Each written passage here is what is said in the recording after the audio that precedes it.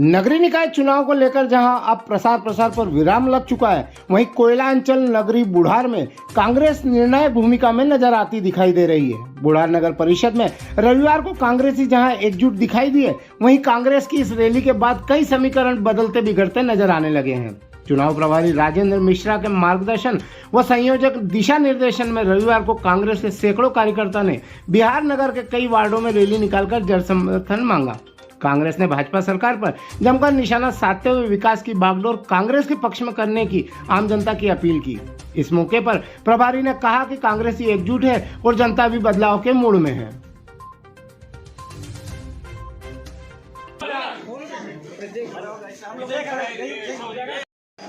बतौर प्रत्याशी आपकी क्या भूमिका रही यहाँ पर, और जिस तरीके से आपको नॉमिनेट किया, आपका चेहरा सामने लाकर पूरे बुढ़ार नगर परिषद में चुनाव लड़ा जा रहा है, आप क्या मानते हैं कि संयोजक का कार्य, कांग्रेस का कार्य कितना सुसंगठित है?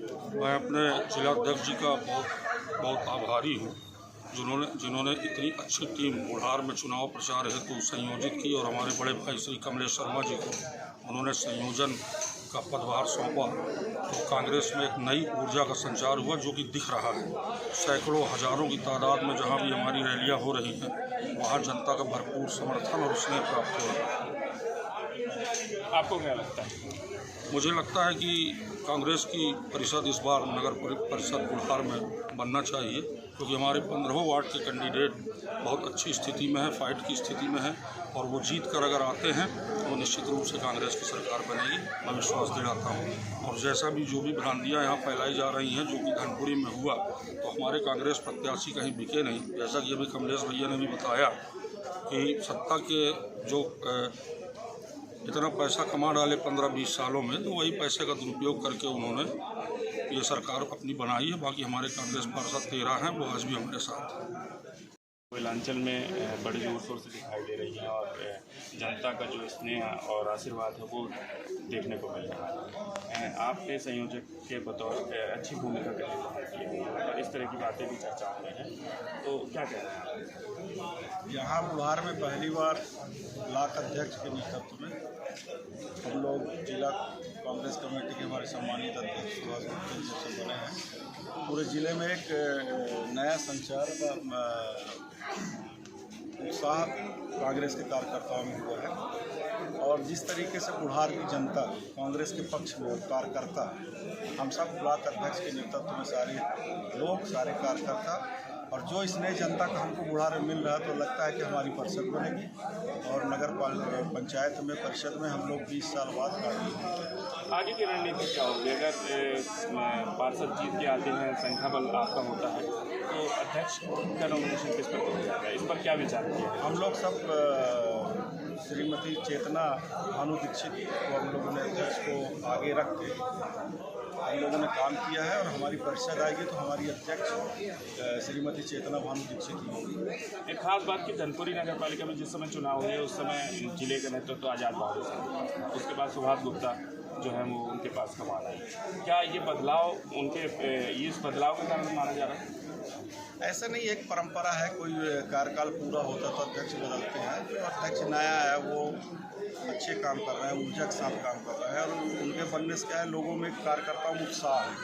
और चूँकि ये पूरा नेतृत्व धनपुरी में 13 सीट हम ब्लॉक अध्यक्ष के नेतृत्व में जीते, और बुढ़ार में भी हमको लगता है कि अभूतपूर्व सफलता मिलेगी। जिस तरीके से हमारे कार्यकर्ता और जनता दिन रात मेहनत कर रहे हैं, तो आने वाले दिनों में आपको कांग्रेस का अच्छा यहाँ पे वर्चस्व दिखेगा।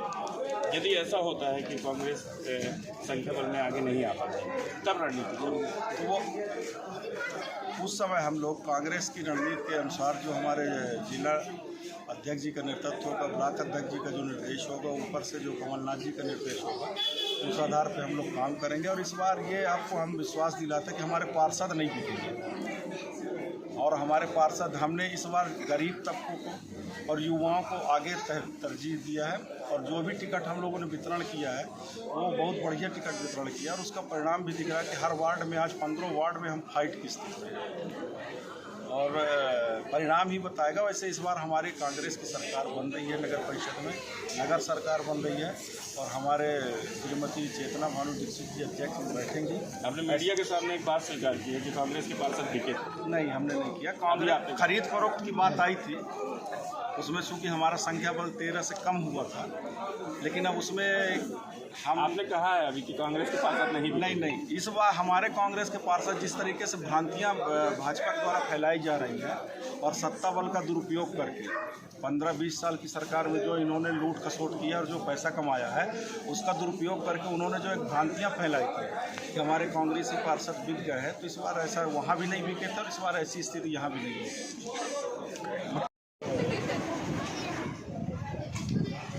चुनाव का अंतिम दौर है, क्या तैयारियां हैं कांग्रेस की, क्या रणनीति?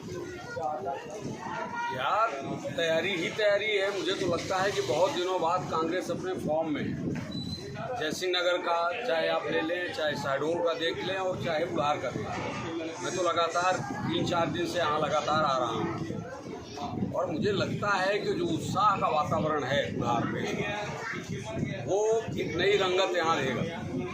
जनता का जो एक दिखाई पड़ रहा है और जनता का जब दिखाई पड़ता है तो कार्यकर्ता उससे उत्साहित हो जाता है, चार्ज हो जाता है। तो हमें जो बुढ़ार में दिखाई पड़ रहा है, जो शहडोल में मैं प्रभारी क्योंकि शहडोल के पूरे जिले का हूँ, तीनों नगरीय निकाय के चुनाव हो रहे हैं। जहाँ मुश्किल होता था इन कठिन दिनों में कि लोगों को इकट्ठा कैसे करें, वहाँ स्वमेव आदमी निकल रहा है और हजारों के तादाद में चल रहा है। पदयात्री राहुल गांधी जिंदाबाद, सोनिया गांधी जिंदाबाद, कमलनाथ जी जिंदाबाद। तो ये वातावरण ही अपने आप में बता रहा है कि इस बार कुछ अलग होने जा रहा है। एक खास बात आई सामने कि भाजपा में इस बार जमकर गुटबाजी हुई है, टिकट वितरण को लेके इस तरह की तमाम बातें आई हैं सामने। क्या कांग्रेस को उसका फायदा मिलेगा? निश्चित मिलेगा। गुटबाजी तो देखिए, जहाँ सरकार सत्ता होती है वहीं से महत्वाकांक्षा पैदा होती है।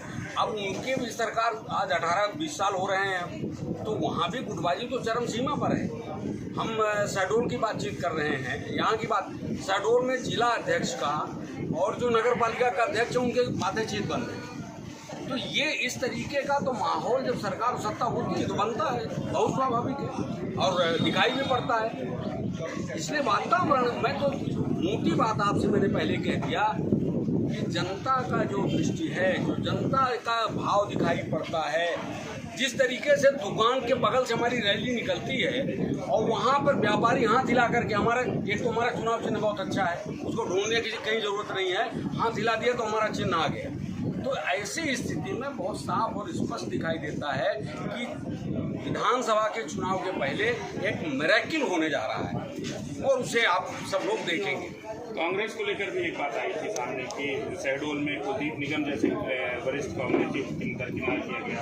धनपुरी नगर पालिका में कांग्रेस जो है वो अहम भूमिका पे आई, 13 सीटें लेकर आई, उसके बाद सरकार नहीं बन पाई। इन चीज़ों को लेकर भी तमाम सवाल जो है वो जन चर्चाओं में, इस पर क्या कहेंगे? देखो, मैं उससे हटना नहीं चाहता हूँ। धनपुरी की जनता ने जो मैंडेट दिया है वो तो कांग्रेस के पक्ष में दिया।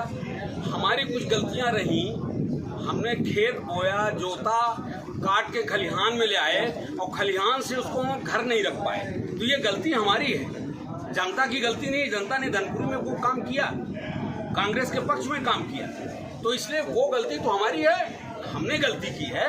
आगे चल करके उसका हम सुधार करेंगे। गलती ना करते तो सुधार कैसे होता? तो सुधार करेंगे बुढ़ार में, सुधार करेंगे शहडोल में और सुधार करेंगे जयसिंह नगर में।